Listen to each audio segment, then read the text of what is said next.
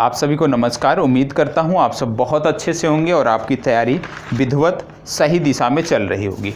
आप सब में से जो भी लोग हमारे साथ जुड़े हुए हैं हमारे चैनल पर, कुछ उत्तर प्रदेश से जुड़े हुए छात्र भी हैं और आप सबका निवेदन था, आप सबका अनुरोध था कि आपका आगामी एग्जाम है उत्तर प्रदेश पीसीएस का, तो उससे संबंधित करंट अफेयर्स कैसे किए जाएं, करंट अफेयर्स करवाए जाएं, तो उसी को मैं आगे बढ़ा रहा हूं। और आपके लिए जो भी करंट अफेयर्स महत्वपूर्ण है उसको मैं 1 महीने के अंदर समाप्त कर दूंगा। आपकी परीक्षा से पहले मैं 100% बोलता हूं कि आपके जो भी एग्जाम में आपके आएगा करंट अफेयर्स उसका 80% तक मैं दावा करता हूं कि 80% तक मैं कंप्लीट करा दूंगा। और 20% की मैं गारंटी इसलिए नहीं लेता क्योंकि 100% तो कोई चीज़ें हो नहीं सकती। तो 80% तक लगभग करंट अफेयर्स मैं दावे के साथ 100% दावे के साथ कह रहा हूं कि आपका 80% जो भी करंट अफेयर्स होगा वो आपका निश्चित रूप से, यदि आपने पूर्व के भी वीडियो देखे हैं, 24 एपिसोड मेरे हैं 24 से 25, उसको भी देखे हैं रेगुलर आपने, और इस जो ये नई कड़ी प्रारंभ हो रही है इससे भी जुड़े हैं, तो निश्चित रूप से आपको कहीं भी कोई समस्या देखने को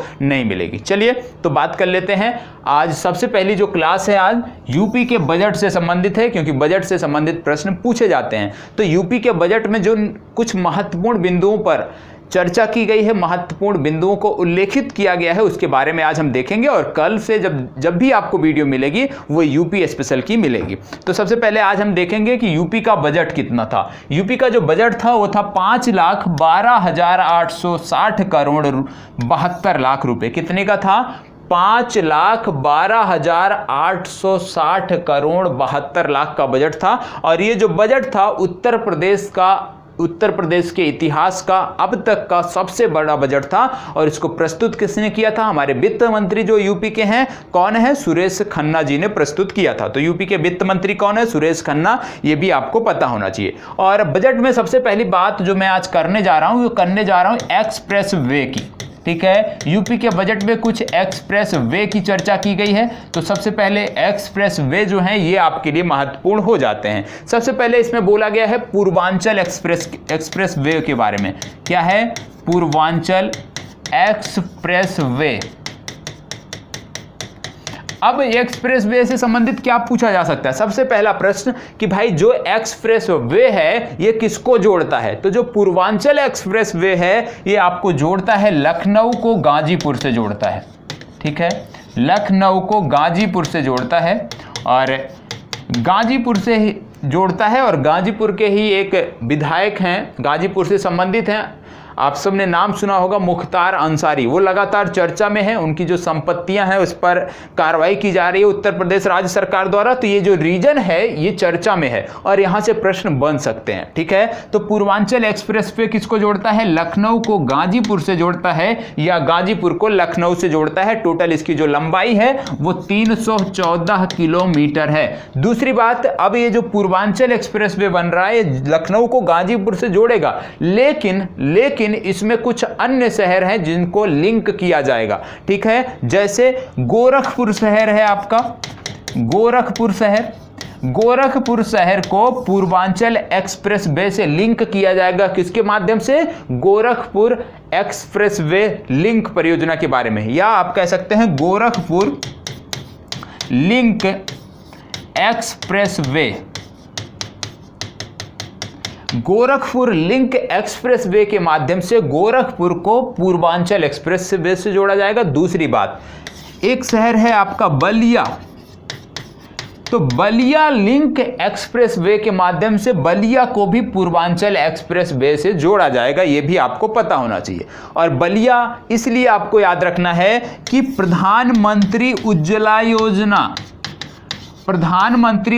योजना की जो शुरुआत की गई थी वो उत्तर प्रदेश के बलिया से ही की गई थी। ये भी आपको पता होना चाहिए। दूसरी बात यदि हम करें तो यहां पे एक और चीज आपको देखने को मिलेगा, वो आपका है Ganga express way. Ganga express way आपको पता है। दूसरी बात आपको बता दें, बलिया से संबंधित क्या और जुड़ सकता है। आप जानते हैं कि गंगा एक्सप्रेस वे पे आगे बढ़ने से पहले गंगा नाम आया है, तो गंगा नदी पर हम पहुंच जाते हैं। गंगा नदी यूपी में प्रवेश करती है कहां से? बिजनौर से। निकलती कहां पे है? बलिया से। ये भी आपको पता होना चाहिए कि गंगा नदी जो है ये बिजनौर शहर से यूपी में प्रवेश करती है और बलिया शहर से निकल जाती है उत्तर प्रदेश से, ये भी आपको पता होना चाहिए। और गंगा से तुरंत आपको जोड़ लेना है Ganga express way. Ganga express way भी बन रहा है, एक्सप्रेस वे, ठीक है। अब ये जो गंगा एक्सप्रेस वे है ये आपकी परीक्षा के लिए महत्वपूर्ण हो जाता है क्योंकि यह देश का सबसे लंबा एक्सप्रेस वे है। यदि आपसे पूछा जाए देश का सबसे लंबा एक्सप्रेस वे कौन सा है तो गंगा एक्सप्रेस वे जो है ये देश का सबसे लंबा एक्सप्रेस वे है। इसकी लंबाई है 637 किलोमीटर। यदि हम बात करें ये जोड़ेगा किसको, एक्सप्रेस वे में क्या पूछा जा सकता है कि किन शहरों को जोड़ेगा, तो जो गंगा एक्सप्रेस वे है ये आपको जोड़ेगा मेरठ को, मेरठ शहर को जोड़ेगा प्रयागराज से, जिसको आप इलाहाबाद के नाम से जानते हो। तो किसको जोड़ेगा, मेरठ को प्रयागराज से जोड़ेगा। और जैसे ही बात मेरठ की आती है आपको तुरंत याद आना चाहिए जानवरों का पहला स्मारक, जानवरों का पहला स्मारक जो बनाया गया था वो मेरठ में ही बनाया गया था।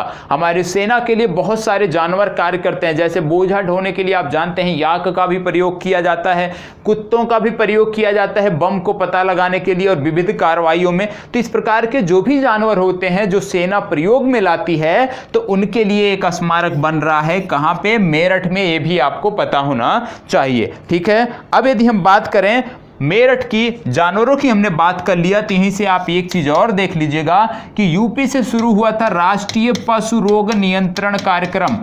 राष्ट्रीय पशु रोग नियंत्रण कार्यक्रम कहां से शुरू हुआ था, मथुरा से शुरू हुआ था। किसके द्वारा शुरू किया गया था, भारतीय प्रधानमंत्री द्वारा शुरू किया गया था। तो यूपी में भारतीय प्रधानमंत्री ने दो महत्वपूर्ण योजनाओं को, परियोजनाओं को शुरू किया। पहला क्या शुरू किया था, प्रधानमंत्री उज्ज्वला योजना शुरू किया। दूसरा क्या शुरू किया, राष्ट्रीय पशु रोग नियंत्रण कार्यक्रम। कहां से शुरू किया, मथुरा से शुरू किया। उज्ज्वला योजना कहां से शुरू की गई थी, बलिया से शुरू की गई थी, जहां से गंगा नदी यूपी से बाहर निकल जाती है। चलिए बढ़ते हैं आगे और देखते हैं कुछ अन्य महत्वपूर्ण प्रश्नों को। तो एक्सप्रेस वे से संबंधित आपने प्रश्नों को देख लिया। अब इसमें बात किया गया था हवाई अड्डों की, जो बजट आया था उसमें हवाई अड्डों की भी बात की गई थी, ठीक है। यूपी का जो बजट था उसमें हवाई अड्डों की भी बात की गई थी। वर्तमान समय में उत्तर प्रदेश में 8 हवाई अड्डे हैं जो कार्यरत हैं, जहां पे प्लेन आती हैं और जाती हैं। यदि हम बात करें कौन कौन से हैं तो पहला है चौधरी चरण सिंह एयरपोर्ट। चौधरी, नाम याद रख लीजिएगा, चौधरी चरण सिंह एयरपोर्ट है, अंतर्राष्ट्रीय हवाई अड्डा है ये अंतर्राष्ट्रीय हवाई अड्डा। तो पहला हो गया चौधरी चरण सिंह अंतर्राष्ट्रीय हवाई अड्डा। कहां पे है, प्रदेश की राजधानी लखनऊ में है, ठीक है। दूसरा सबसे महत्वपूर्ण लाल बहादुर शास्त्री अंतर्राष्ट्रीय हवाई अड्डा।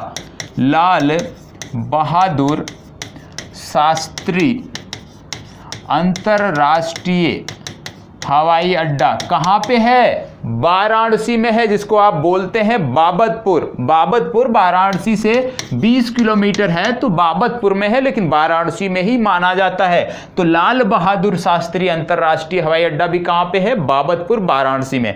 अब हवाई अड्डे जो 8 हैं इनका पता होना चाहिए, क्योंकि नाम देके भी पूछा जा सकता है भाई ये हवाई अड्डा कहां पे है। तो तीसरा है आपका पंडित दीनदयाल उपाध्याय एयरपोर्ट।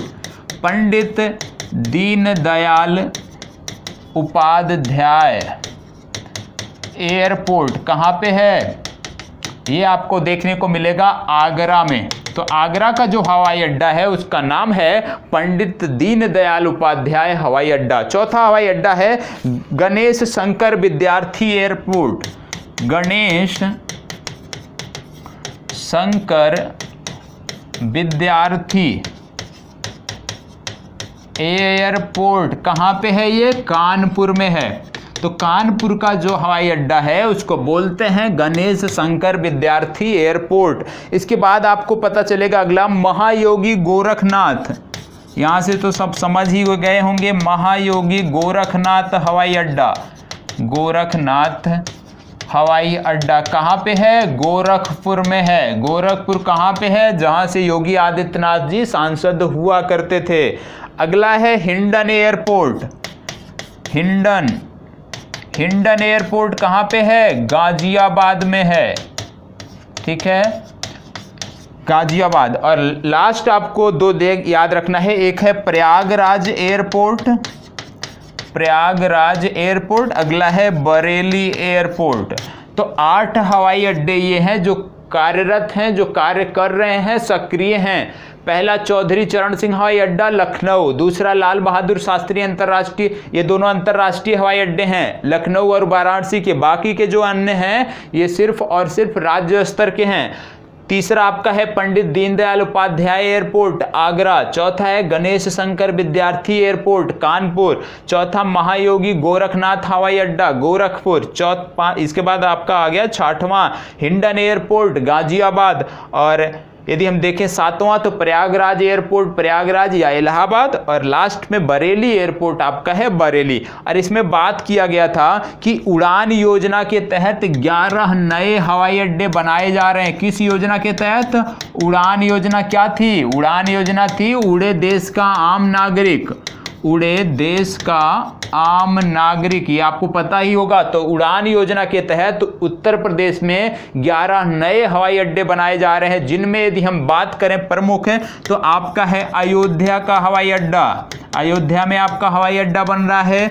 दूसरा आपका बन रहा है नोएडा में, नोएडा के जेवर में बन रहा है, ये अंतर्राष्ट्रीय हवाई अड्डा है जिसको बोलते हैं ग्रीन फील्ड एयरपोर्ट। क्या बोला जाता है? Green field airport. बना कौन रहा है? ये बहुत महत्वपूर्ण है। जेवर हवाई अड्डा जो है नोएडा में है, इसको बनाने वाली जो कंपनी है वो आपको पता होना चाहिए, ये है ज्यूरिख हवाई अड्डा। ज्यूरिख एक शहर है, ज्यूरिख हवाई अड्डा। जो ज्यूरिख हवाई अड्डा है उसी के द्वारा जेवर एयरपोर्ट का निर्माण किया जा रहा है। कहाँ पे? नोएडा में किया जा रहा है, और इसको ग्रीन फील्ड एयरपोर्ट कहा जाता है। अब यहाँ पे दो शब्द आपने सुने होंगे, एक हो गया आपका ग्रीन फील्ड एयरपोर्ट और दूसरा आपका ग्रीन फील्ड से जुड़ा हुआ होता है जिसको बोलते हैं ब्राउन। एक होता है ग्रीन फील्ड और एक होता है ब्राउन फील्ड। इनमें अंतर क्या है?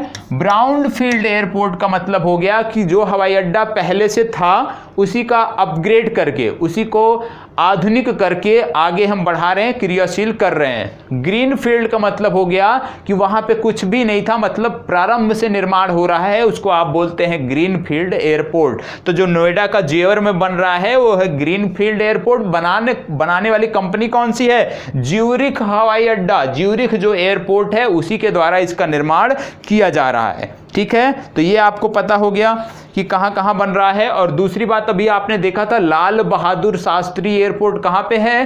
बाबतपुर वाराणसी में। और जैसे ही वाराणसी का नाम आए तो आपको पता होना चाहिए वाराणसी में एक रेलवे स्टेशन था मंडुआडीह।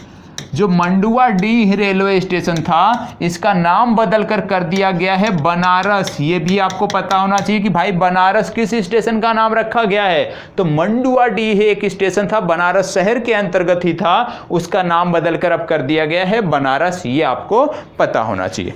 चलिए आगे बढ़ते हैं और अगला देखते हैं। ये सारी चीज़ें मैं बार बार कह रहा हूँ, ये जो सब आप देख रहे हैं ये उत्तर प्रदेश के बजट से देख रहे हैं। उत्तर प्रदेश के बजट में जिन योजनाओं के बारे में चर्चा की गई थी, जिन मुद्दों के बारे में चर्चा की गई थी, उन्हीं को हम यहाँ पर देख रहे हैं। अगला है UP cop app. UP cop app ये क्या है ये भी समझने का प्रयास करते हैं। भाई यूपी कॉप ऐप क्या है? तो आपको बता दें, यूपी कॉप ऐप था, इसमें 28 तरह के सेवाएं हैं जिसका उपयोग आप घर बैठे कर सकते हैं। ठीक है, जिसमें ई पंजीकरण, लापता किराएदारों का सत्यापन, इस तरह की 28 सेवाएं थी जिसको यूपी कॉप ऐप, जो उत्तर प्रदेश पुलिस का एक ऐप था, आप घर बैठे इन सेवाओं का इस्तेमाल कर सकते हैं, लाभ ले सकते हैं। और जब उत्तर प्रदेश पुलिस की बात आ रही है तो आपको पता है लगातार साइबर अपराध बढ़ रहे हैं। तो यूपी में 2 साइबर थाने हैं, 2 साइबर पुलिस स्टेशन है। कहाँ है? पहला है आपका गौतम बुद्ध नगर, दूसरा आपका है लखनऊ। और इस बजट में बोला गया है कि आने वाले समय में, आने वाले वर्षों में 16 नए साइबर थाने बनाए जाएंगे। 16 नए साइबर थाने बनाए जाएंगे, ये बजट में बोला गया है, ये भी आपको पता होना चाहिए। इसी के साथ आपको सवेरा योजना पता होगा, जो 60 से ज़्यादा उम्र के व्यक्तियों के लिए थी, उत्तर प्रदेश राज्य सरकार ने शुरू किया था। इसके अतिरिक्त सुरक्षा सुरक्षा कवच एक मुहिम है, ये क्या है इसके बारे में जानने का प्रयास करते हैं। ये महिलाओं के लिए है, ये महिलाएं रात में किसी भी प्रकार की समस्या से जूझ रही हैं, कोई आपातकालीन स्थिति है तो उसके लिए है। इसका समय निर्धारित किया गया है 10 PM से 6 AM, रात के 10 बजे से सुबह 6 बजे तक महिलाओं को ये सुविधा उपलब्ध होगी। इसके माध्यम से क्या है, PRB जो वाहन होता है पुलिस का, उसके माध्यम से यदि महिला को कोई समस्या है किसी गंतव्य पे जाने के लिए तो उस वाहन के द्वारा उस महिला को उसके गंतव्य स्थान तक पहुंचाया जाता है, जिससे किसी प्रकार की छेड़छाड़ी की गतिविधि ना हो या किसी भी प्रकार की अन्य गतिविधियां महिला के साथ ना हो। तो महिला को सुरक्षा देने के लिए सुरक्षा कवच ऐप के तहत 112 नंबर दिया गया था, जिसपे महिला को कॉल करना था। 112 पे कॉल करना है महिला को और 10 बजे रात से लेकर सुबह 6 बजे तक ये सुविधा उपलब्ध होती है। इतने बजे तक इसको सहायता मिलती है। तो ये भी आपको पता होना चाहिए कि आपात स्थिति में महिलाओं को रात्रि में 112 यूपी में डायल करना है यदि किसी भी प्रकार की उनको कोई समस्या देखने को मिल रही है। चलें आगे बढ़ते हैं और अगला है मुख्यमंत्री CM apprenticeship scheme. CM apprenticeship scheme, इसमें क्या था, इसको दूसरा नाम था, यदि हिंदी में बात करें तो इसका नाम था मुख्यमंत्री प्रशिक्षुता प्रोत्साहन योजना। ठीक है, तो मुख्यमंत्री प्रशिक्षुता प्रोत्साहन योजना में क्या था, इसके माध्यम से 6 महीने तक जो हमारे युवा हैं उनको कौशल उपलब्ध कराया जाएगा, उनको कौशल प्रशिक्षण दिया जाएगा और इन 6 महीनों में 2500 रुपये पर महीना उनको खर्च भी मिलेगा। मतलब कोई भी जो युवा है उत्तर प्रदेश का वो कुछ कौशल सीखना चाहता है तो इस योजना के तहत आवेदन कर सकता है, जहां पे उसको कम से कम 6 महीने का प्रशिक्षण दिया जाएगा और उसको 2500 रुपये प्रति महीने भी भत्ता दिया जाएगा। ये भी आपको पता होना चाहिए। ठीक है, चले आगे बढ़ते हैं और आगे इस बजट में बात किया गया था राज्य विश्वविद्यालयों की। इस बजट में कुछ विश्वविद्यालयों की भी बात की गई थी, उनकी भी बारे में हम जानकारी कर लेते हैं। तो इस बजट में बोला गया था कि उत्तर प्रदेश सरकार जो है 3 नए राज्य विश्वविद्यालय बनाएगी। कहां कहां बनाएगी, पहला था सहारनपुर, दूसरा था अलीगढ़, तीसरा था आजमगढ़। इन तीन शहरों में उत्तर प्रदेश सरकार द्वारा 3 नए राज्य विश्वविद्यालय बनाए जाएंगे, सहारनपुर, अलीगढ़ और आजमगढ़। ये आपको पता होना चाहिए। और इसमें यदि हम देखें, इसके बाद यदि हम देखें इसमें तो राज्य विश्वविद्यालय जो बनना था ये 3 हो गए, सहारनपुर, अलीगढ़ और आजमगढ़। इसके बाद कुछ चीज़ें और आपको पता होना चाहिए विश्वविद्यालयों के संबंध में। क्या कि गोरखपुर शहर है जो आपका गोरखपुर, यहाँ पे उत्तर प्रदेश सरकार बना रही है आयुष यूनिवर्सिटी। आयुष विश्वविद्यालय कहाँ पे बन रहा है उत्तर प्रदेश में, गोरखपुर में बन रहा है। उत्तर प्रदेश में 3 नए राज्य विश्वविद्यालय कहाँ कहाँ बनेंगे, सहारनपुर, अलीगढ़ और आजमगढ़। तो गोरखपुर में क्या हो गया आपका, आयुष विश्वविद्यालय हो गया। इसके अतिरिक्त लॉ यूनिवर्सिटी, विधि विश्वविद्यालय कहाँ पे बनेगा, ये बनेगा प्रयागराज में। ये सारी बजट की बातें हैं। विधि विश्वविद्यालय कहाँ पे बनेगा, लॉ यूनिवर्सिटी कहाँ पे बनेगा, प्रयागराज में। और अटल बिहारी वाजपेयी के नाम पे, अटल बिहारी वाजपेयी जी के नाम पे एक मेडिकल यूनिवर्सिटी बन रही है, मेडिकल विश्वविद्यालय बन रहा है। ये कहाँ पे बन रहा है, लखनऊ में। ये भी आपको पता होना चाहिए कि उत्तर प्रदेश राज्य सरकार द्वारा अटल बिहारी वाजपेयी के नाम पे मेडिकल विश्वविद्यालय कहाँ पे बना रही है, मेडिकल यूनिवर्सिटी कहाँ पे बना रही है, तो वो बन रहा है लखनऊ में। ठीक है, इसके अतिरिक्त जो लखनऊ का मेडिकल कॉलेज है जिसको बोलते हैं किंग जॉर्ज मेडिकल कॉलेज, इसके द्वारा एक सैटेलाइट सेंटर बनाया गया है। कहाँ पर, बलरामपुर में।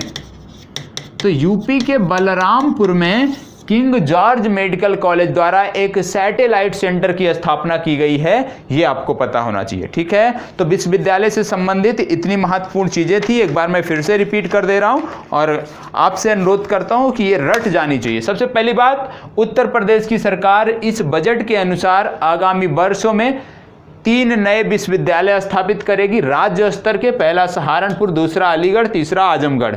अटल बिहारी वाजपेयी जी के नाम पे एक मेडिकल यूनिवर्सिटी बन रही है, कहाँ पे? लखनऊ में बनेगी। आयुष जो है, आयुष के नाम पे आयुष विद्यालय बन रहा है जो गोरखपुर में बन रहा है। और आयुष का नाम यदि हम देखें, आयुष के बारे में यदि आप हमारे करंट अफेयर से जुड़े हैं तो आपको दिक्कत नहीं होनी चाहिए। ये जो वर्ड हैं पांचों, इसका अलग अलग मीनिंग है। A for Ayurveda, you for yoga and naturopathy, you for यूनानी, एस फॉर सिद्धा और एच फॉर होम्योपैथी। और सबके बारे में मैंने बहुत डिटेल में बताया है कि भाई आयुर्वेदिक दिवस कब मनाया जाता है, होम्योपैथिक दिवस कब मनाया जाता है, सारी चीजों के बारे में बताया है, किसके जन्म दिवस पर मनाया जाता है। तो सारी चीजें आपको रटी रटाई होनी चाहिए यदि आप करंट अफेयर्स देखते हैं, ठीक है। इसके बाद विधि विश्वविद्यालय लॉ यूनिवर्सिटी कहां पे बन रही है? प्रयागराज में। चलिए बढ़ते हैं आगे। और अगला है अटल रेजिडेंसी स्कूल। उत्तर प्रदेश सरकार ने इस बजट में बताया है कि उत्तर प्रदेश की जो सरकार है वो अटल रेजिडेंसी स्कूल स्थापित करेगी, जिसमें 6 से लेकर 12 तक के बच्चों को निःशुल्क आवासीय शिक्षा दी जाएगी। आवासीय शिक्षा का मतलब एक तो शिक्षा निःशुल्क हो गई, दूसरा उनका रहने का और खाने पीने का सारी चीजें निःशुल्क हैं। तो आवासीय विश्वविद्यालय नहीं कह सकते, आवासीय विश्वविद्यालय नहीं है ये, अटल रेजिडेंशियल स्कूल हैं। क्या है? अटल रेजिडेंशियल स्कूल, कक्षा 6 से 12 तक के विद्यार्थियों के लिए। और इस तरह के स्कूल खोलने वाला सबसे पहला भारत का राज्य था महाराष्ट्र, वो भी आपको पता होना चाहिए। चलिए अब हम बात कर लेते हैं कहाँ कहाँ पे खुलेगा। तो उत्तर प्रदेश के टोटल 18 डिवीजन है, 18 मंडल हैं। तो इन 18 डिवीजनों में ये स्कूल, ये कॉलेज खोले जाएंगे। चलिए आगे बढ़ते हैं मुख्यमंत्री जन आरोग्य योजना के बारे में। मुख्यमंत्री जन आरोग्य योजना, मुख्यमंत्री जन आरोग्य योजना, मुख्यमंत्री जन आरोग्य योजना के बारे में बता दें कि मुख्यमंत्री जन आरोग्य योजना में 5 लाख रुपए दिए जा रहे हैं। किसके द्वारा? उत्तर प्रदेश सरकार द्वारा। किस लिए? स्वास्थ्य संबंधी चुनौतियों के लिए। और ये उन लोगों को दिए जाएंगे जो लोग आयुष्मान भारत योजना के पात्र नहीं हैं। मतलब ऐसे लोग, उत्तर प्रदेश के ऐसे निवासी जो आयुष्मान भारत योजना से जुड़े हुए नहीं हैं, उनको मुख्यमंत्री जन आरोग्य योजना के माध्यम से कवर किया जाएगा और इसमें 5 लाख रुपए दिए जाएंगे। यदि हम बात करें आयुष्मान भारत योजना में कितने दिए जाते हैं, तो वहां भी 5 लाख रुपए की सहायता दी जाती है। चलिए इसके अतिरिक्त एक और याद रख लीजिए, क्या? ई नैम, जो मंडियां हैं उत्तर प्रदेश में, उनको ई नैम के माध्यम से जोड़ा जाएगा। और ई नैम के बारे में आपने पढ़ा होगा, नहीं पढ़ा है तो आपको देखने को मिल जाएगा बहुत जल्द। तो ई नैम के माध्यम से उत्तर प्रदेश की 25 नई मंडियों को भी ई नैम से जोड़ा जाएगा। ये बजट में बात की गई है कि उत्तर प्रदेश की 25 मंडियों को ई नैम के माध्यम से जोड़ा जाएगा। चले आगे बढ़ते हैं। और आप जानते हैं एक योजना थी प्रधानमंत्री आवास योजना, प्रधानमंत्री आवास योजना। इसमें 2 योजना थी, एक थी आपकी शहरी, एक थी ग्रामीण।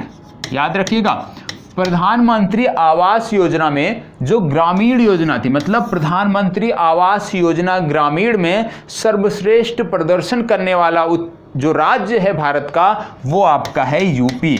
मतलब प्रधानमंत्री आवास योजना ग्रामीण में पहले स्थान पे सबसे बेहतर प्रदर्शन करने वाला राज्य आपका है उत्तर प्रदेश। ये आपको पता होना चाहिए। यदि हम बात करें कि इसमें है क्या, किन चीज़ों के बारे में बोला गया है, तो आपको बता दें कि इसमें बोला गया है कि 2020 तक जो लक्ष्य है इसमें, वो आपको पता होना चाहिए। ये योजना जब प्रारंभ की गई थी, इसका उद्देश्य था हाउसिंग फॉर ऑल, सभी के लिए घर। मतलब जो भी ग्रामीण क्षेत्र के निवासी हैं या शहरी क्षेत्र के, सभी के लिए घर उपलब्ध कराना इस योजना का भाग था। तो ये आपको पता होना चाहिए। और इसके अंतर्गत यूपी सरकार बोल रही है कि इस वित्तीय वर्ष में जो चल रहा है, इसमें 5 लाख आवासों का निर्माण किया जाएगा। ठीक है, तो लक्ष्य क्या हो गए यूपी सरकार के? इस वित्तीय वर्ष में, मौजूदा वित्तीय वर्ष में 5 लाख आवासों का निर्माण उत्तर प्रदेश राज्य सरकार करेगी। मतलब पीएम आवास योजना में ग्रामीण में सबसे अच्छा प्रदर्शन उत्तर प्रदेश कर रहा है, और उत्तर प्रदेश ने यह भी कहा है कि आगे आने वाले वर्षों में, मतलब मौजूदा वित्तीय वर्ष में 5 लाख नए आवासों का भी निर्माण किया जाएगा। चलिए आगे बढ़ते हैं। और उत्तर प्रदेश में कुछ जनजातियां हैं, एक है बनतंगिया, दूसरा है मुसहर। बनतंगिया, मुसहर, कोल और थारू, ये जो जनजातियां हैं इनके लिए भी उत्तर प्रदेश सरकार ने इस बजट में कुछ घोषणाएं किया था। अभी तक फॉरेस्ट, इनके लिए फॉरेस्ट विलेज होते थे, फॉरेस्ट विलेज होते थे, टोटल 38 विलेज ऐसे थे। तो 38 फॉरेस्ट विलेज को उत्तर प्रदेश राज्य सरकार ने इस बजट में राजस्व ग्राम का दर्जा दे दिया। किसका दर्जा दे दिया?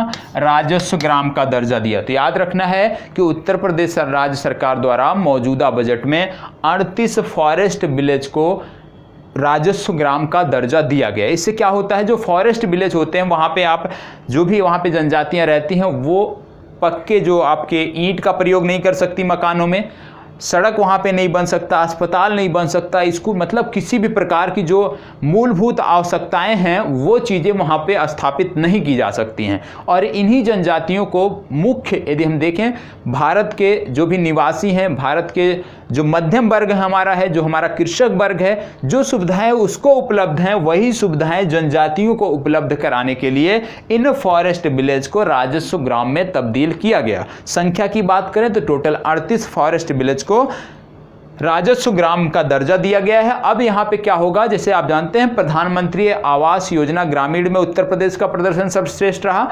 अब प्रधानमंत्री ग्रामीण आवास योजना के माध्यम से क्या होगा, प्रधानमंत्री आवास योजना ग्रामीण के माध्यम से क्या होगा कि जो भी ये जनजातियां हैं इनको भी फायदा होगा, क्योंकि अभी तक ये फॉरेस्ट विलेज के अंतर्गत आते थे और जो आपका फॉरेस्ट का एक्ट है उसके माध्यम से वहां पे किसी भी प्रकार का निर्माण कार्य नहीं किया जा सकता है, जिससे जो जनजातियां रहती हैं उसको इस योजनाओं का लाभ नहीं मिलता था। लेकिन जब ये राजस्व ग्राम के अंतर्गत आ जाएंगी सभी योजनाओं का लाभ इन तक पहुंचेगा। तो ये भी आपको पता होना चाहिए। इसके अतिरिक्त आपको पता होना चाहिए कि उत्तर प्रदेश राज्य सरकार है 3000 करोड़ रुपए से पाइप वाटर की व्यवस्था कर रही है। बुंदेलखंड क्षेत्र जो है सूखा प्रभावित क्षेत्र है, सबसे गरीब क्षेत्र है, सबसे कमजोर क्षेत्र कह सकते हैं। तो इस क्षेत्र में 3000 करोड़ रुपए की लागत से पेयजल सबको उपलब्ध कराने का प्रयास उत्तर प्रदेश राज्य सरकार कर रही है। ये भी बजट में बात की गई थी। आप सब जानते हैं केंद्र सरकार की यदि योजना की बात करें तो जल जीवन मिशन है। जल जीवन मिशन के माध्यम से हर घर को जल, वर्ष 2020 में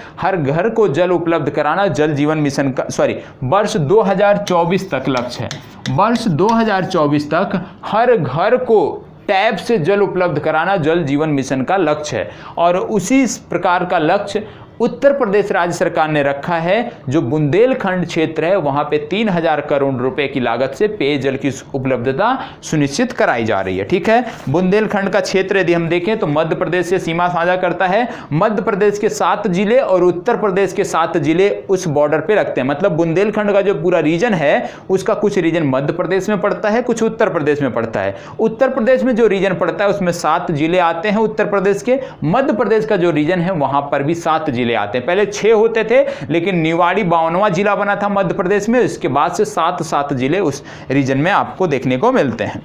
चलिए इसके बाद यदि हम बात करें तो इसमें एक रिपोर्ट थी कि मातृत्व मृत्यु दर जिसको आप बोलते हैं, मतलब प्रत्येक 1 लाख बच्चों के जन्म पर कितनी माताओं की मृत्यु होती है। इसमें भी उत्तर प्रदेश सरकार ने सुधार किया और जो सुधार किया है वो 30% का सुधार किया है। मतलब मातृत्व मृत्यु दर में उत्तर प्रदेश राज्य सरकार ने 30% की गिरावट की है, मतलब बेहतर काम किया है। और अब मातृत्व मृत्यु दर उत्तर प्रदेश में पूर्व की भांति 30% कम है। ठीक है, मातृत्व मृत्यु दर कैसे निकालते हैं, प्रत्येक 1 लाख बच्चों के जन्म पर कितनी माताओं की मृत्यु होती है, उसी को आप बोलते हैं मातृत्व मृत्यु दर। यह भी आपको पता होना चाहिए। ठीक है, इसके अतिरिक्त 14 सिंचाई परियोजनाएं हैं। कितना? 14 सिंचाई परियोजनाएं हैं जिसको उत्तर प्रदेश सरकार आगे बढ़ाएगी, जिसमें एक थी अर्जुन सहायक नहर परियोजना, दूसरी थी सरयू नहर परियोजना और तीसरी थी मध्य गंगा द्वितीय परियोजना। तो इसी तरह से टोटल 14 नहर परियोजनाएं हैं जिसको उत्तर प्रदेश सरकार आगे बढ़ाने का कार्य कर रही है और इनकी चर्चा भी इस बजट में की गई थी। इसके अतिरिक्त उत्तर प्रदेश के 47 शहर हैं, 47 शहर हैं उत्तर प्रदेश के, जिनको 2022 तक स्मार्ट मीटर से जोड़ने की जरूरत है। बिजली चोरी बहुत हो रही है, तो उत्तर प्रदेश का टारगेट है 40 लाख स्मार्ट मीटर उत्तर प्रदेश की सरकार 2022 तक 47 प्रमुख शहरों में लगवाएगी। ये भी इस बजट में बात की गई है। इसके अतिरिक्त सबसे महत्वपूर्ण बात, उत्तर प्रदेश सरकार ने बोला है कि ये 4000 मेगावाट का सौर ऊर्जा संयंत्र स्थापित कराएगी। कहां पे? बुंदेलखंड क्षेत्र में। यह भी आपको पता होना चाहिए।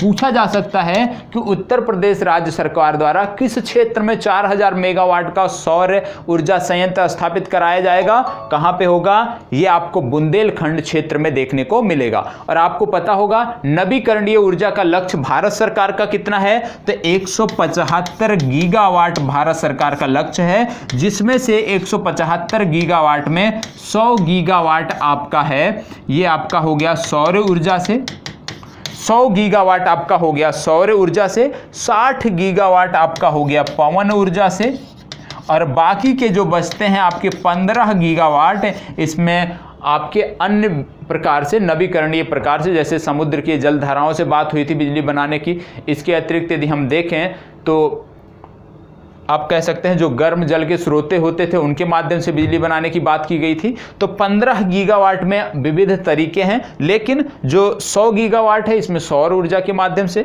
60 गीगावाट इसमें पवन ऊर्जा के माध्यम से, और 15 में अन्य सभी समाहित हैं, जैसे बायोगैस के माध्यम से, किसी भी प्रकार से जो अन्य आते हैं हमारे नवीकरणीय में, उनके माध्यम से। ये लक्ष्य है केंद्र सरकार का 175 गीगावाट। कब तक प्राप्त करना है? 2022 तक। ठीक है, तो 2022 तक जो केंद्र सरकार का लक्ष्य है 175 गीगावाट नवीकरणीय ऊर्जा का लक्ष्य रखा गया है, ये आपको पता होना चाहिए। ठीक है, तो आपको ये पता चल गया ग्रीन एनर्जी कॉरिडोर कहां पे बन रहा है? बुंदेलखंड क्षेत्र में। और ग्रीन एनर्जी कॉरिडोर के अंतर्गत 4000 मेगावाट की सौर ऊर्जा उत्पादित की जाएगी, संयंत्र लगाए जाएंगे। चलिए, और एक चीज और महत्वपूर्ण है, उसको भी आप सब नोट कर लीजिएगा, बहुत ही महत्वपूर्ण है।